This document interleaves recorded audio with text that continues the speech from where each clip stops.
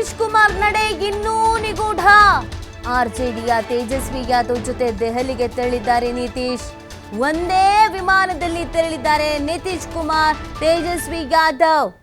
RJD ಜೊತೆ ಮೈತ್ರಿ ಮುರಿದುಕೊಂಡು ಬೇರೆ ಸರ್ಕಾರ ರಚಿಸಿದ್ದ ನಿತೀಶ್, ಆದ್ರೆ ಇವತ್ತು ಇಬ್ಬರು ನಾಯಕರು ಜೊತೆಗೆ ದೆಹಲಿಗೆ ಪ್ರಯಾಣವನ್ನ ಬೆಳೆಸಿದ್ದಾರೆ. ತೀವ್ರ ಕುತೂಹಲ ಮೂಡಿಸ್ತಾ ಇದೆ ಇಬ್ಬರು ನಾಯಕರ ನಡೆ.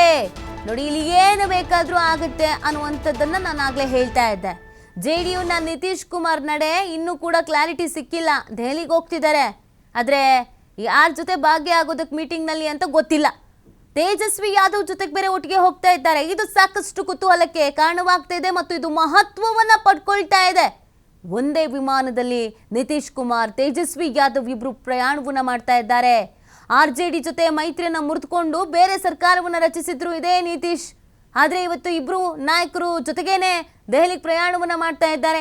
ಇಬ್ಬರು ಒಟ್ಟಿಗೆ ಪ್ರಯಾಣ ಮಾಡ್ತಾ ಇರೋದೇ ಸಾಕಷ್ಟು ಮಹತ್ವವನ್ನ ಪಡ್ಕೊಳ್ತಾ ಇರೋದು. ನಿತೀಶ್ ಕುಮಾರ್ ಯಾರ ಮನವೊಲಿಕೆಗೆ ಒಲಿಯಲಿದ್ದಾರೆ, ಏನ್ ಮಾಡ್ತಾರೆ, ಏನ್ ಹೇಳಲಿಕ್ಕೆ ಹೊರಟಿದ್ದಾರೆ, ಯಾರ ಜೊತೆ ಕೈ ಜೋಡಿಸ್ತಾರೆ, ಇದು ಪ್ರಶ್ನೆ ತೀವ್ರ ಕುತೂಹಲ ಮೂಡಿಸ್ತಾ ಇದೆ. ಇಬ್ಬರೂ ನಾಯಕರ ನಡೆ, ಇಬ್ಬರಲ್ಲೂ ಒಂದಷ್ಟು ಅಸಮಾಧಾನ ಇತ್ತು, ಬೇಸರ ಇತ್ತು. ಆದ್ರೆ ಈಗ ಅತಂತ್ರ ರಿಸಲ್ಟ್ ಬರ್ತಾ ಇದ್ದ ಹಾಗೇನೆ, ಮ್ಯಾಜಿಕ್ ನಂಬರ್ ಯಾರಿಗೂ ಬಂದಿಲ್ಲ ಅನ್ನುವಂಥದ್ದು ಗೊತ್ತಾಗ್ತಾ ಇದ್ದ ಹಾಗೇನೆ ರಾಜಕೀಯವಾಗಿ ಒಂದಷ್ಟು ಡೆವಲಪ್ಮೆಂಟ್ ಆಗ್ತಾ ಇದೆ. ಈಗ ನಿತೀಶ್ ಕುಮಾರ್ ದೆಹಲಿಗೆ ಬರ್ತಾ ಇದ್ದಾರೆ.